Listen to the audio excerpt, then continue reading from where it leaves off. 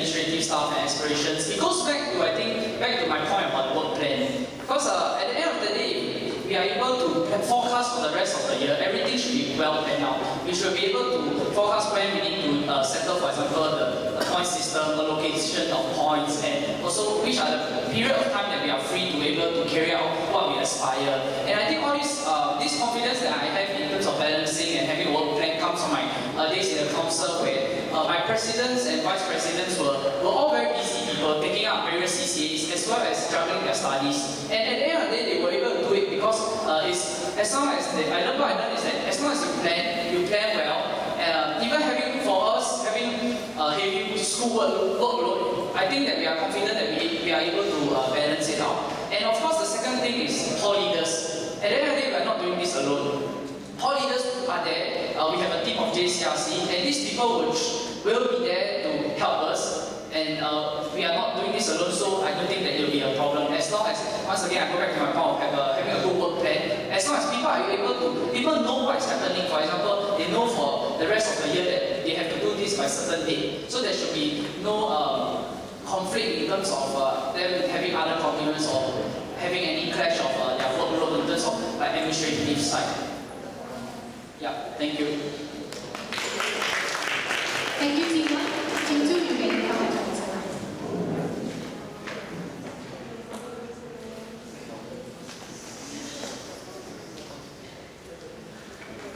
Honestly speaking, right, people will always be part of the JCRC, and even if you go all tech savvy, okay, the hassle still exists no matter what, as systems are not perfect.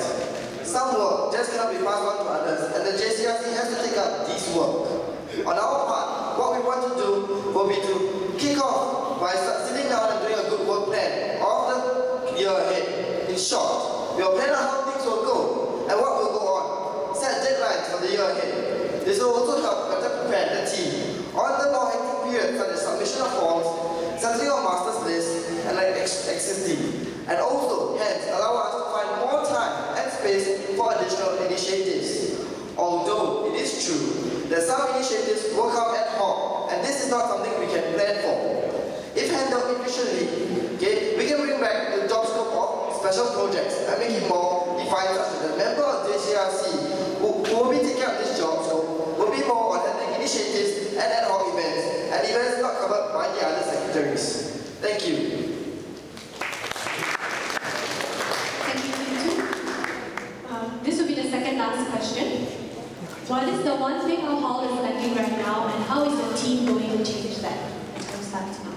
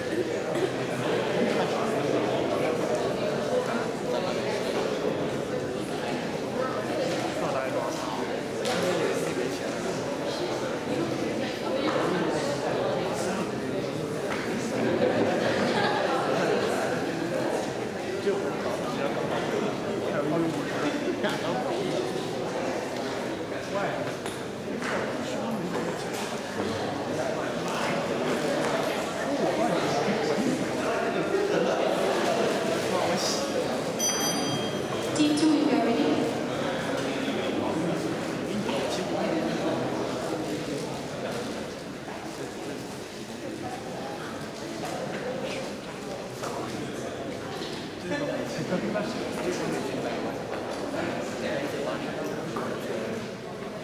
What is one thing that our hall is lacking actually, I believe, actually, hall spirit in terms of among all residents. Basically now what's happening is that we are actually having our block cultures separate from the rest. But what we need to do is actually instill a greater hall spirit by getting everyone together.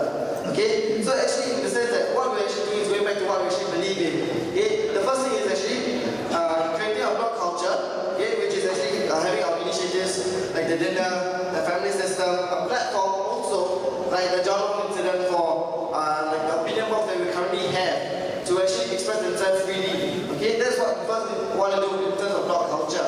Okay, followed by actually after that we'll spread it out by doing events. Okay, these events right can be inter-wing, inter-block, inter-everything. Okay, what we're going to do is like a prank week, laser tag, this kind of thing. Bring residents together because not all activities, right? Not everyone is interested in the same activities. Some are more popular than the rest. What we'll intend to do is have our research done as well. Our research is actually based on the residents. Okay, we'll come up with survey forms to ask them what their interests lie in. Okay, from there we'll do a quick review and followed by we'll introduce events based on the popularity of these events. Thank you. Thank you, Team 1. We are ready.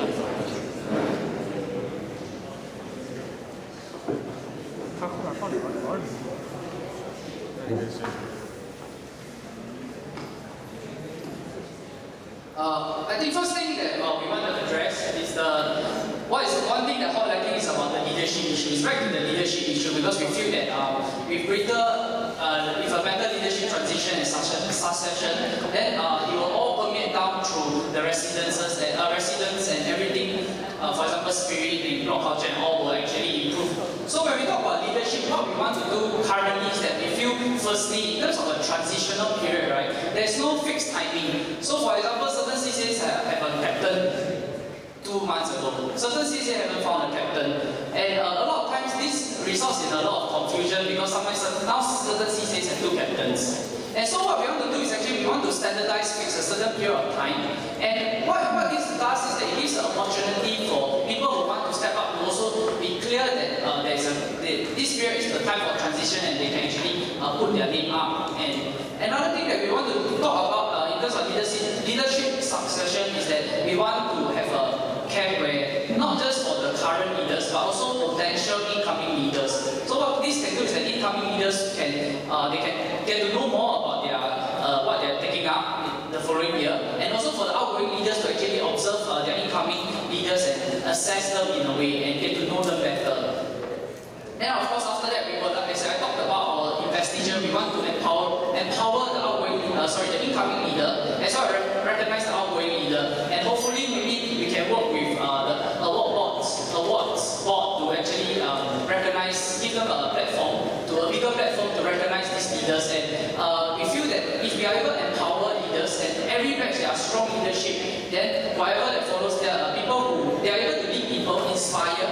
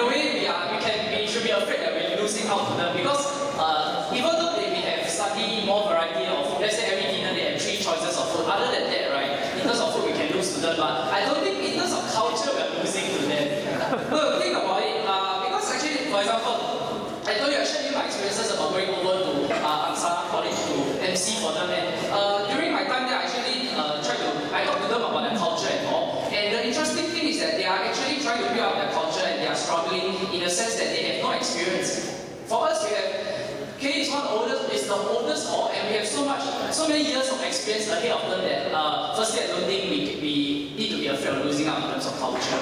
But of course, having said that, they do have slightly more resources than them. We don't have a swimming pool, we don't have any. But I can say that our food court over there is much better in PGP. But on top of that, what I want to share is that if we can't win them, then we can join them. We collaborate with them. Because I think that, for example, like I shared with you, they have inexperience, they want to build up their cultural side. Because when I was there, they actually had an acapella band going. And for that to form, right, it takes a lot of effort because they need to find the people, and there's not a lot of people who are willing to step up. So in a way, when I say that we join them, we can collaborate with them, and we can share our experiences, and in turn, we can make use of them in the sense that we can make use of their resources. Because when they come on board, they can bring about a new avenue of resource, for example, funding, manpower, facilities where they have a lot. And so, with more collaboration, I think at the end of the day, it's about growing together as a school. At the end of the day, we should not see them as competition. We are one school, we are NUS, we should just grow together with them. Thank you.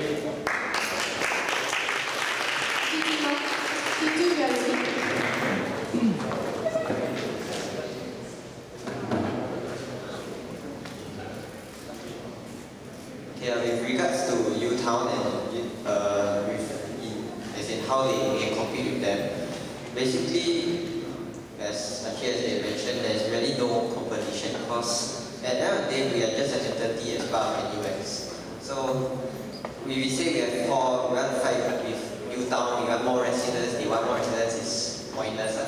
As in, at the end of the day, if there's that many people want to stay in hall, then many will flow in.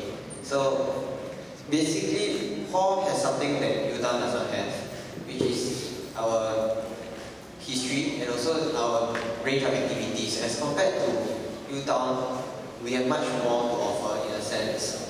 And for them, because of the way they are actually built, they don't exactly have so much of a block culture as compared to hall. So if you want to say something we can promote inside of hall, it will be that we do have a block culture. If you want to look at the superficial level, we have less waiting time for buses, we don't wait for D1, D2 specifically. That kind of things is all very superficial. But at the end of the day, when we want to compare between hall and U-Town, we don't need to say that hall is better or U-Town is better. Because at the end of the day, when people come in, if they are seeking a hall life, they'll come to hall. If they want just to stay in hall, then if they just want to find accommodation, then that's U-Town. What we want is that people who are coming in to be more active and actually seeking out a life in university where they actually want to try out new things. And that would be where hall is for. U-Town, if they want to stay somewhere with better food, pay a bit more, then they can go there, it's up to them. So personally, we feel that there's no competition in this case because both hold different identities and both offer different things to different residents. So it's basically what we will continue to offer what we have to offer, and they can offer what they have. And it's up to residents whether they choose to come to have a better life or not. Thank you. Thank you, Team 2. Okay, now we will go on to the Q&A session from the floor. So if you have any questions, you may go up to the mic in the middle. Yeah, and you are given 30 seconds to pose your question. To either team or both teams. I have two questions actually. Okay, firstly I'd like to thank both of you for running this year. As someone who's been on for 4 years, I have not seen a pair of presidential candidates since my freshman year. And it's amazing to see this stuff. So I applaud both of you.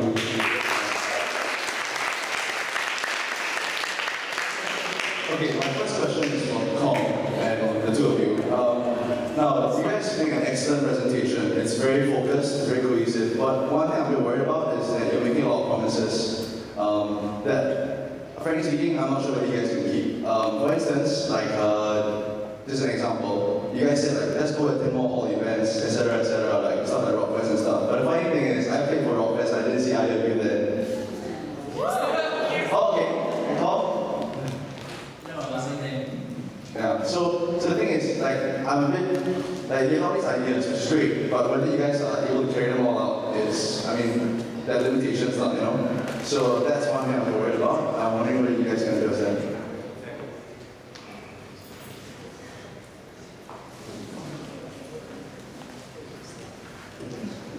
Okay, first thing, thank you for your question. Regarding whether you can achieve it realistically, I believe that it's always good to aim high. You don't have to actually think about what else your constraints. So that's why when we go to our policy, about consult, refine and define. We have a lot of ideas, but we're not sure whether the ground is it feasible for us to work in. So we consult what the audience have to say, what the residents have to say through our morning walk about, and then we refine our ideas. After that, then we just push our ideas together. So that's the way we're going to go about making this thing for you. Okay. In terms of, just one point about the hall participation thing, like I just now mentioned, it's not about getting 100% participation. We all acknowledge that we all have our studies and different, our timetables are all different, certain things will crop up. But what we are trying to push is not 100% participation, but outreach where people are aware. And once they are aware, they slowly, as long as the first step is to get them that they are aware, they know that it's going on. Then the next step is when they are free, then it's at the back of their mind, oh, I'm free today, then I'm going to go now. So that's what we actually focus on. Okay.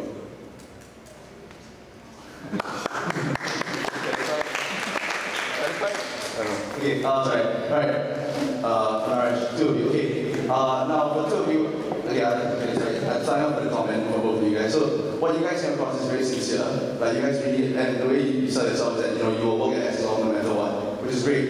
The thing is though, during your questions and answer session, during your presentation itself, it felt like you guys weren't very clear on the vision that you had. And the only thing I could distill from that was that you want to improve the internal hall spirit. That's like your tagline. Am I wrong? Okay, great. The thing is though, because I'm all senior, right? Past 4 years, I've seen all the residents try and do this. And all the methods they employ, I don't feel are very alien from the ones that you're going to try. My question to you is, how can you be so certain that you can succeed where others, where 3 full cabinets or 4 full cabinets before you have failed? Not failed, sorry, not failed. Strong word, sorry. Have met varying degrees of success. And since you're addressing this as an issue, therefore they have failed.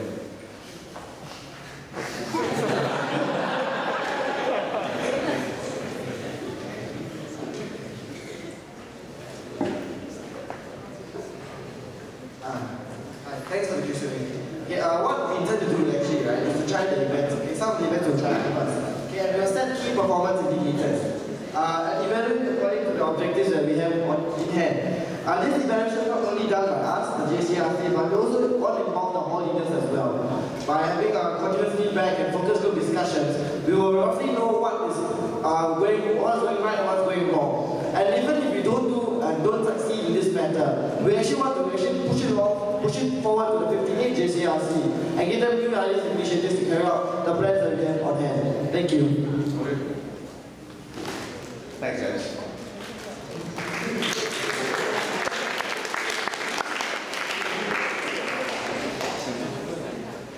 Feel free to come up and use the mic to pose questions.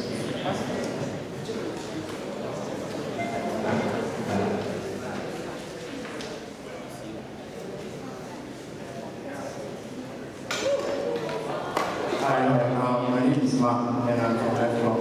I'll ask you a question. Okay, firstly, like I should say, I think I'd like to applaud and thank you all for putting yourself out here in this position and the GCSE, which I believe is a position that really is all about service and of giving of yourself to the hall.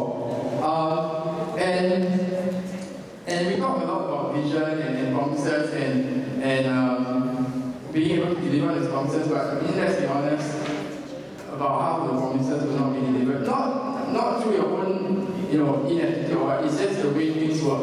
We always go in with 100%, maybe only about 40%, but we still put ourselves there. But what, I'm interested in knowing is that, you all talk about serving all and that kind of thing, right? I'm sorry to say, but at the end of the day, hall itself, in a way, is a construct. What is important, in a sense, is the people in hall. So, my question to you is that imagine this, okay? Imagine you're halfway into your term, you come in with 100%, but things are not working out, you are in a shit position, you are isolated, you are lonely in that position, and things are not going for you. Where do you find that motivation within yourself to go through? Okay, like for example, right, we talk about sports CCAs, we talk about training being very hard and all that, and a lot of times you say, oh no, we're training for hall, but in sports CCAs, the truth is that you're training for your teammates, you're training for the people beside you. So okay, in sports, we understand that's where the motivation comes from. But in JCRC, you're putting yourself out on the spot, and you're saying you're serving forward. What is it? Where do you draw that strength from in the shittiest, lowest times, or where you foresee you draw the strength from? That's my concern, because I think at the end of the day, right, it's about the person, it's about pulling through that year, and that's the difference between someone who can deliver or someone who just works for it. I mean, let me give you a few multiple choice answers, okay? Like for example, I think sorry, yeah, I think I kind of get a question, so... Okay, yeah. So you're asking both teams, is it? Yeah. Okay.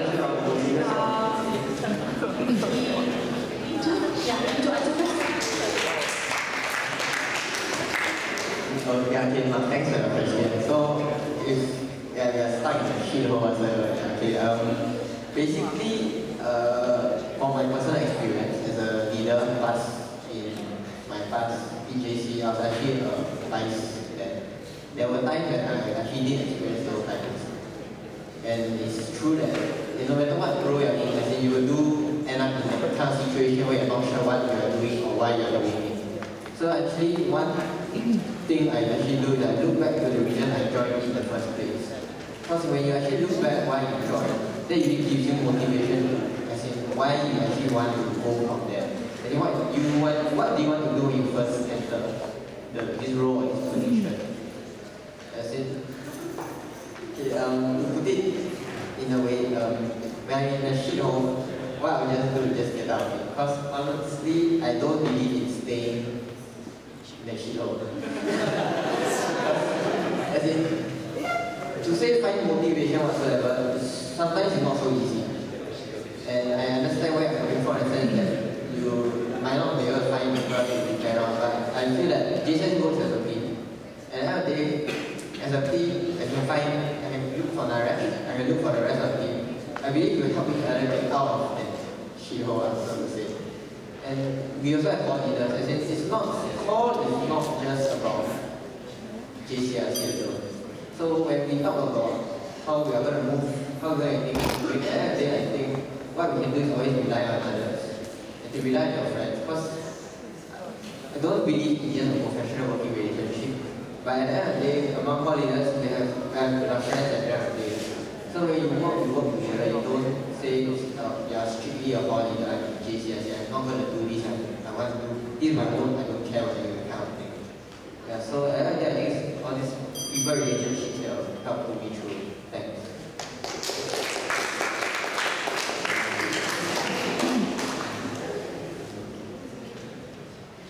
Okay, first and foremost, Mark, thank you for the question.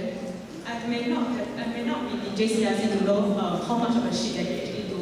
But according to that shit, they actually say that JCRC is just like doing vice convening for an entire year.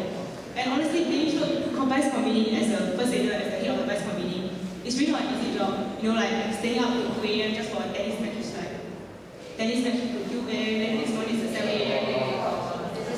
There's a 7 a.m. handball match.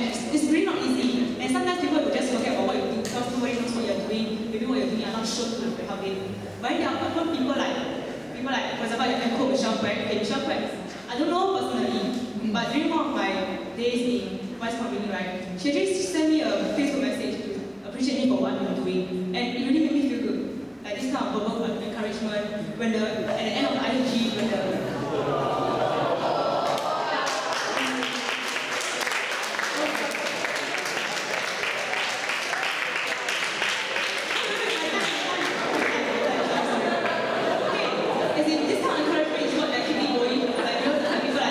after the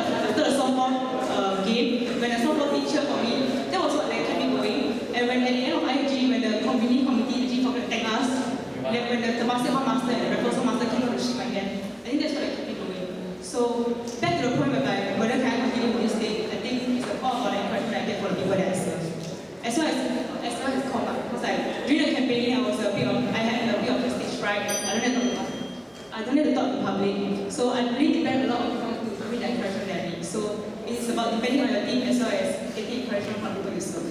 Yeah.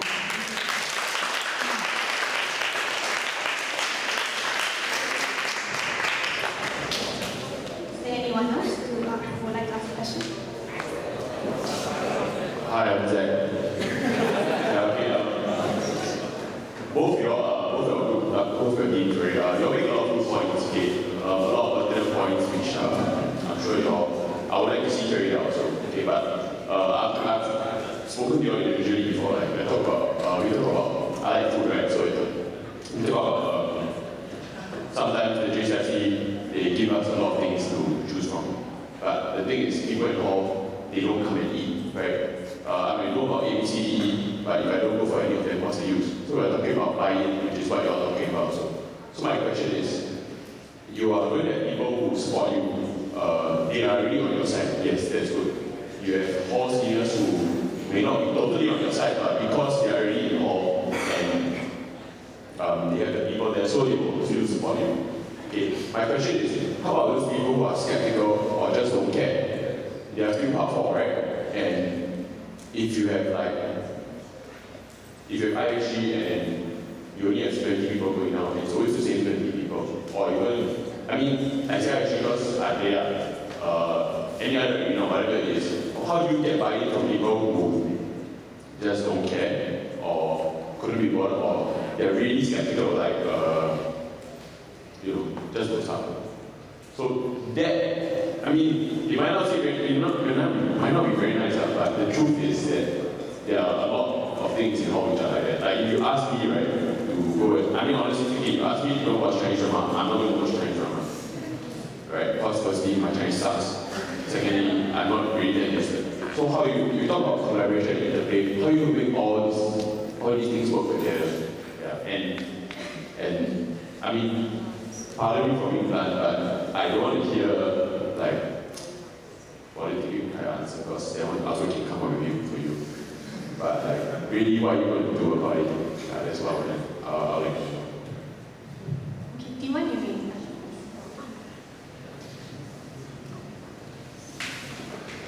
Okay, I think about people being skeptical, right? Okay, being a micro scale is like .com, getting people down for suppers, right? Like how are you going to make those people who never ever come down for supper, how do they come down for suppers?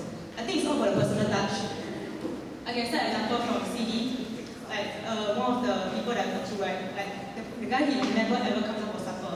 But when during one of the Bali night, when Suni actually carried a container of Bali to go to his room, and then not on his door, he was actually very, very touched by our effort. And then he made a point to come down for next supper. I think it's all about having that personal touch. Like how you get people to get their ideas.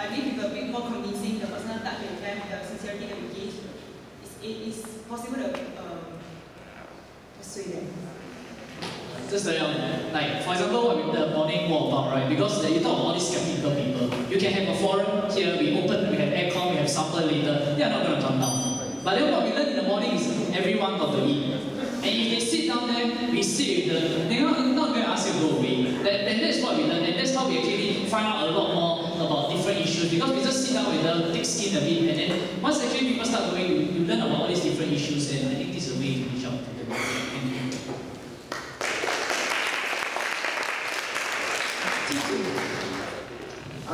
Likewise, actually, I also do agree it's about personal touch. What actually I've been doing throughout this whole week is a bit different. I've actually gone to many of the residents who are not Singaporeans, because the Singaporeans do know us. So what I've done is actually go to them and I've spoken to many of them. I've also asked them various issues about their own cultural CCAs and what define what's right, what's wrong, what problems they have actually.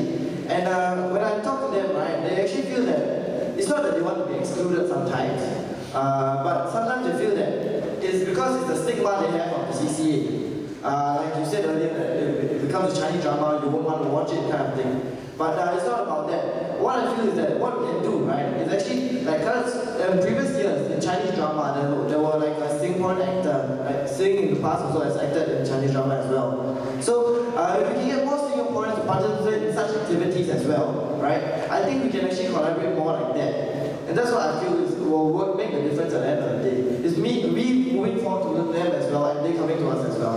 Go Facebook. Thank you. Thank you.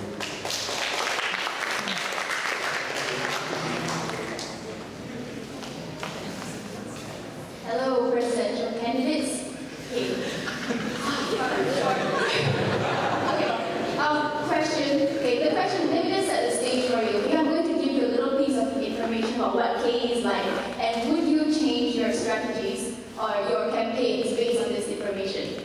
Okay, question is, why do you want to change KE's culture? Okay, you talk about raising visibility with non-Kiwians, so like freshmen, people in army, external people basically. But why do you want to do that? Why do you want to be like the other halls when KE's culture, the thing that gives us our hall pride is that we can do whatever the hell we want. I think that's the beauty of it. Like, you want to come up with a new plan? Well, a senior can just say, okay, I want to start a fit club, and I'm going to do it now. KE, let you do that. I want to do laser tag in hall. I'll do that. I want to take people up Johor Bahru and go paintballing. We can do that. That was one of the plans. See, it's very easy to come up with ideas and do it. That's the beauty of KE compared to other halls where they all have very open door structure, like very, very set ways of being a certain way. Why do you want to change this and make it more like that? Are you sure that's what you want to do?